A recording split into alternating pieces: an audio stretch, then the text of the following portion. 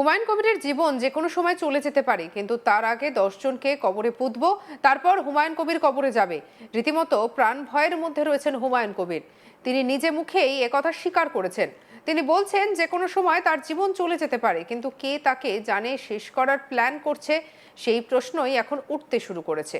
মুর্শিদাবাদের মাটিতে দাঁড়িয়ে এবার একেবারে আক্রমণাত্মক সুরে বিস্ফোরক মন্তব্য করলেন তৃণমূল কংগ্রেসের সাসপেন্ডেড বিধায়ক তথা জনতা উন্নয়ন পার্টির চেয়ারম্যান হুমায়ুন কবির। তিনি সম্প্রতি সাংবাদিক সম্মেলন করে বলেন, হুমায়ুন কবিরের জীবন যে কোনো সময় চলে যেতে পারে, কিন্তু তার আগে 10 জনকে কবরে পুঁতব, তারপর হুমায়ুন কবির কবরে যাবে। যে কেউ এফআইআর করতে পারে, আমার নামে 1000 এফআইআর হোক। আমি আমার ট্রাস্টির নামে কেনা জায়গায় বাবরি মসজিদ করছি। কারোর আটকানোর ক্ষমতা থাকলে আটকে দেখাক। কি বলেছেন শুনবো। যত খুশি হোক, ওরকম তো ওই একজন কোরআন নিয়ে ওই একজন বিজেপির অসীম সরকার 100টা এফআইআর হয়েছিল। এই মমতা ব্যানার্জির সরকার তার লোম ছিঁড়তে পারেনি। তো আমার বিরুদ্ধে 1000 এফআইআর হোক। বাবরি মসজিদ আমার ট্রাস্টির নামে খরিদ করা জায়গায় করছি। কারো ক্ষমতা থাকলে রুখে নেবে। আমার জিন্দেগি চলে যাবে।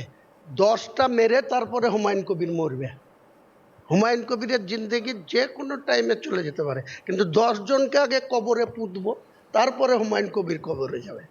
ওরকম যে খুশি এফআইআর করতে পারে, যা খুশি করতে পারে। একই সঙ্গে হুমায়ুন কবির কার্যত অর্জুন সিংকে চ্যালেঞ্জ ছুড়ে দিয়ে বলেন, এটা ব্যারাকপুর নয় মুর্শিদাবাদ। মুর্শিদাবাদের মাটিতে দাদাগিরি করলে অর্জুন সিংকে আস্ত পুঁতে দেব। লাখ লাখ লোককে অর্ডার দিয়ে দেব, অর্জুন সিংকে খাড়া করে মাটিতে পুঁতে দেবে। কি বলেছেন শুনবো। সুপ্রিম কোর্ট বাবরি মসজিদ মানা করেনি কোথাও।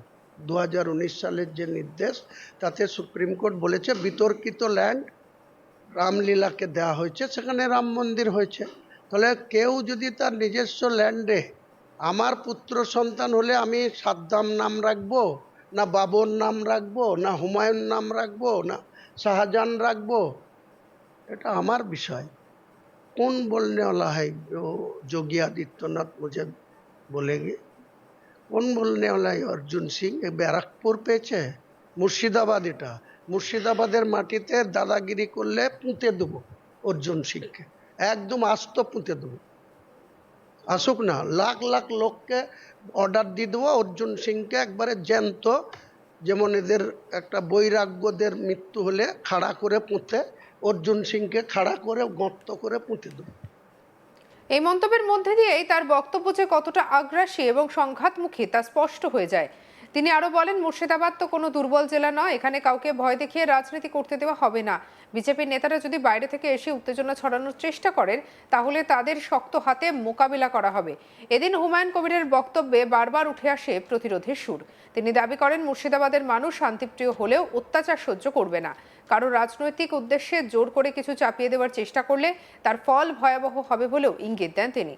বাবরি মসজিদ নির্মাণ প্রসঙ্গে তিনি বলেন, বাবরি মসজিদের কাজ শুরু হয়ে গিয়েছে। আগামী দিনে গোটা ভারতবর্ষে প্রচারের জন্য বাবরি যাত্রা হবে। জেলা এসপিকে হুঁশিয়ারি দিতে ছাড়েননি তিনি। কি বলেছেন হুমায়ুন কবির শুনবো। বাবরি যাত্রা, বাবরি মসজিদ হচ্ছে, অনেক বিরোধিতা হচ্ছিল। তারা বলছিল বাবরি মসজিদ করতে দেব না, করবে না, করতে পারবে না। বাবরি মসজিদের তো আনুষ্ঠানিকভাবে আজকে লাখো লাখো মানুষের সামনে আমাদের বেশ ঢালাই শুরু হয়ে গেছে, কাজ চলছে, কেউ রুখতে পারেনি। আগামী দিনে বাবরি মসজিদের গোটা ভারতবর্ষের মানুষকে আরও জানানোর জন্য বাবরি যাত্রা হবে।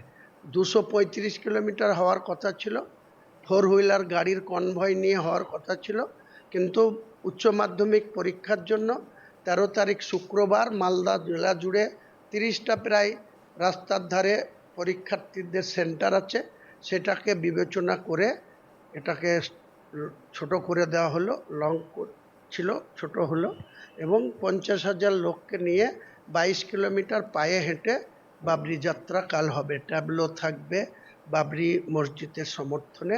এই মিছিল নেতৃত্ব দেবে বাবরি মসজিদের ট্রাস্টের সর্বময় কর্তা আর জেইউপি চেয়ারম্যান। জেইউপি দলের কর্মীদের নিয়ে, সমর্থকদের নিয়ে, নেতৃত্বদের নিয়ে কাল 50,000 লোক নিয়ে 22 কিলোমিটার পায়ে হেঁটে করব। পরে নেক্সট টাইম 200 গাড়ির কনভয় নিয়ে আবার পলাশী থেকে ওই ইটাহার যাব। সেটা প্রশাসনের সাথে কথা বলে পরীক্ষা থাকবে না, ছুটি থাকবে, সেই ডেটে নেক্সট টাইম সেটা ঘোষণা করব। টেক্সটাইল মোড়ে 14 তারিখ শনিবার বেলা 10:30টার মধ্যে আমাদের হাজার হাজার কর্মী নিয়ে উপস্থিত হব। 11টা থেকে টেক্সটাইল মোড় থেকে হেঁটে গোটা এসপি অফিসটা ঘিরব, 1 লাখ লোক নিয়ে গিয়ে এসপিকে দেখাবো ও কত বড় দাদা হয়েছে। ও এখানে মানুষের জমি জায়গা নিয়ে ও অ্যাসেসমেন্ট করছে। ও এখনো স্টেটমেন্ট করেছে যে যারা যারা বেআইনি রোজগার করেছে, তো এতদিনও কোথায় ছিল কটা বেআইনি রোজগার। আমার যে সব মেয়ের নামে জমি জায়গা, এমন বাহাদুর পুলিশ অফিসার যেখানে বিল্ডিং আছে, কনস্ট্রাকশন আছে, সেই কনস্ট্রাকশনের ল্যান্ড ফ্রিজ করেনি, বিল্ডিং ফ্রিজ করছে। এই তো হচ্ছে এদের দক্ষতা, এই তো হচ্ছে এদের চামচাগিরি করা। তার কলার ধরে জবাব নেব 14 তারিখে, কলার ধরে। একই সঙ্গে রাজ্যের মুখ্যমন্ত্রীকেও হুঁশিয়ারি দিতে ছাড়েননি হুমায়ুন, কি বলেছেন শোনাবো। ওই অতনু দাস কি করে লালগোলার মুসলিমদের উপরে এত অত্যাচার করে, 50টা মুসলিম ফ্যামিলির লাইফ শেষ করেছে, 20 কোটি টাকা বেআইনিভাবে ওই মাদক ব্যবসায়ীদের কাছ থেকে টাকা তুলেছে। তার বিরুদ্ধে মমতা ব্যানার্জি যতক্ষণ ব্যবস্থা না নেবে, পশ্চিম বাংলার এই মুর্শিদাবাদ জেলার আইন শৃঙ্খলা কোন জায়গায় পৌঁছাবে তার জন্য দায়ী মুখ্যমন্ত্রী থাকবে। কটা গুলি আছে চালাবে। আর আমাদের কত লোক আছে, বাংলার সকেটের তো কোনো আওয়াজ শুনেনি। যখন আমাদের উপরে গুলি আসবে, আমরাও বাংলার সকেট দিতে যখন চার্জ করতে বলবো, সেদিন বুঝে নেব কে কোথায় থাকে। হুমায়ুন কবির কোনো কিছুতে দমবে না, যতক্ষণ হুমায়ুন কবিরকে উপরওয়ালা না দমাবে কোনো মতেই দমার পাত্র হুমায়ুন কবির না। উপরওয়ালা যেদিন মনে করবে হুমায়ুন কবিরকে ডেকে নেবে, স্বেচ্ছায় কবরে চলে যাবে, কোনো পরোয়া করে না।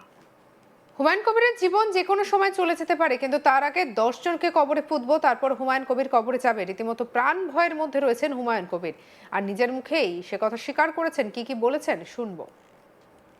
যত খুশি হোক, ওরকম তো ওই একজন কোরআন নিয়ে ওই একজন বিজেপির অসীম সরকার 100টা এফআইআর হয়েছিল, এই মমতা ব্যানার্জির সরকার তার লোম ছিঁড়তে পারেনি। তো আমার বিরুদ্ধে 1000 এফআইআর হোক। বাবরি মসজিদ আমার ট্রাস্টির নামে খরিদ করার জায়গায় করছি, কারো ক্ষমতা থাকলে রুখে নেবে, আমার জিন্দেগি চলে যাবে। 10টা মেরে তারপরে হুমায়ুন কবির মরবে। হুমায়ুন কবিরের জিন্দেগি যে কোনো টাইমে চলে যেতে পারে, কিন্তু 10 জনকে আগে কবরে পুঁতবো, তারপরে হুমায়ুন কবির কবরে যাবে। সঙ্গে রাখুন আজ তাক বাংলার ইউটিউব চ্যানেলকে লাইক, কমেন্ট, শেয়ার, সাবস্ক্রাইব করতে ভুলবেন না।